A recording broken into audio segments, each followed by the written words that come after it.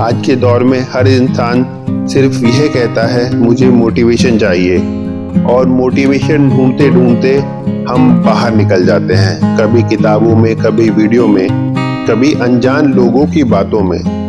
पर हम ये भूल जाते हैं कि जो सबसे बड़ा मोटिवेशन है वह रोज हमारे साथ रहता है, बस हमें दिखाई नहीं देता।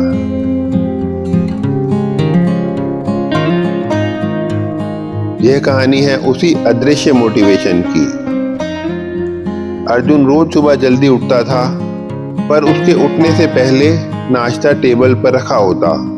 माँ सबसे देर से सोती और सबसे पहले जाग चुकी होती।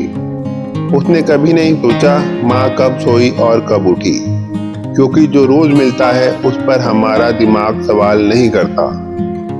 पिता हर महीने बिना कुछ कहे फीस, किराया, बिल सब भर देते। अर्जुन ने कभी नहीं सोचा कि वो पैसे कहाँ से आते हैं। हाँ, अगर पिता किसी चीज को मना कर दे या टोक दे तो वह बात उसे जरूर चुभ जाती। उसके लिए सब कुछ मैनेज था। अर्जुन का दोस्त था समीर, हर मुश्किल में साथ, हर प्लान में साथ। समीर बिना बोले समझ जाता कि अर्जुन को क्या चाहिए। समय के साथ दोनों की दोस्ती पक्की और गहरी हो गई, और पक्की चीजों की सबसे पहले कदर कम होती है। नौकरी लगी, नए दोस्त बने, नई बातें, नई हंसी। कोई नया दोस्त कह दे भाई तू बहुत टैलेंटेड है, अर्जुन खुश हो जाता। अब वो पुराने दोस्त की जरूरत महसूस नहीं करता। समीर का कॉल आता, सब ठीक है? अर्जुन कहता हाँ यार, बाद में बात करता हूँ, और वो बात फिर कभी नहीं आता। एक दिन अर्जुन बहुत थका हुआ था। एक सीनियर ने कंधे पर हाथ रखकर कहा तू कर लेगा। बस इतना अर्जुन को लगा जैसे उसे नई ताकत मिल गई। उसने उसी रात एक मोटिवेशनल वीडियो शेयर किया। अगर कोई आप पर भरोसा करे तो आप जीत सकते हो।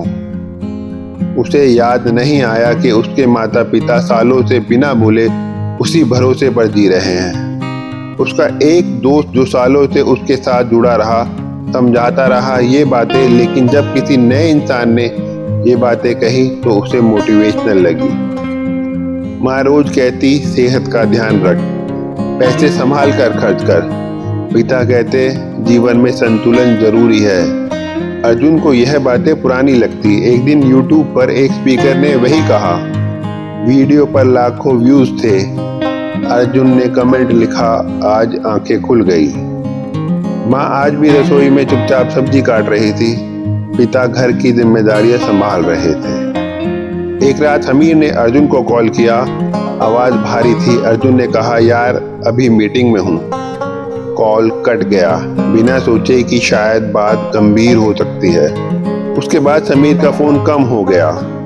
वो समझ गया कि जिस दोस्ती को उसने समय और समर्पण से सींचा वो वक्त के तराजू में कमजोर पड़ चुकी है। कुछ महीने बाद अर्जुन के जीवन में समस्याएं आई। उसने कई लोगों को फोन किया, कई नंबर व्यस्त थे, कई जवाब नहीं दे रहे थे। जो लोग साथ थे अच्छे दौर में, वो अब उससे दूरी बनाने लगे। आखिर में उसने समीर को कॉल किया। फोन उठा, बस एक लाइन मैं हूँ। लेकिन अर्जुन सोच में पड़ गया, क्या वो ऐसी दोस्ती के लायक है या नहीं। उस रात अर्जुन देर तक बैठा रहा। माँ अब भी घर के कामों में व्यस्त है। पिता अब भी बिना बोले घर संभाल रहे हैं। समीर अब भी बिना सवाल साथ खड़ा है, और वो खुद बाहर मोटिवेशन ढूंढता फिर रहा था। अर्जुन समझ गया जो रोज साथ है वह सबसे बड़ा सहारा है, और जो रोज साथ है उसी की कदर सबसे कम होती है।